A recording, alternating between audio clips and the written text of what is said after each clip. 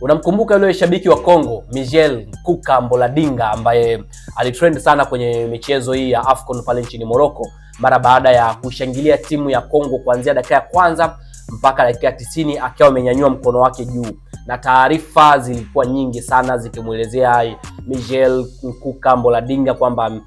ni mojawapo kati ya mashabiki bora sana, ambapo baadaye rais wa CAF alipiga naye picha, mashabiki mbalimbali. Lakini hata baada ya timu ya taifa ya Kongo kuondolewa kwenye mashindano ya AFCON, wenyeji Morocco walimuomba Michel Nkuka Mboladinga aweze kusalia mpaka pale michuano itakapoisha na utakuwa namlipa kwa kila mechi. Shabiki huyu alikataa kwa sababu alisema tayari ana wito maalum kutoka kwa rais wa Kongo Felix Tshisekedi, ambapo baada ya shabiki huyu kutua pale nchini Kongo alikutana na rais, wakapiga story na akapewa gari aina Jeep kutokana na kuisupport timu ya taifa, lakini kutokana pia na kutokukata tamaa na kuendelea kuiunga mkono timu ya taifa ya Kongo kuanzia dakika ya kwanza mpaka dakika 90. Lakini rais wa Kongo alionekana kufurahishwa na kitendo hicho cha shabiki huyu ambaye alikuwa anavaa mavazi, lakini pia alikuwa anaonesha kama vile ni mzalendo, akiwa ana muonekano wa waziri mkuu wa kwanza wa nchi ya Kongo ambaye ni Patrice Lumumba. Na sasa Michel Nkuka Mboladinga amelamba Jeep kutokana na uzalendo ambao alionyesha kwa timu yake ya taifa ya Kongo.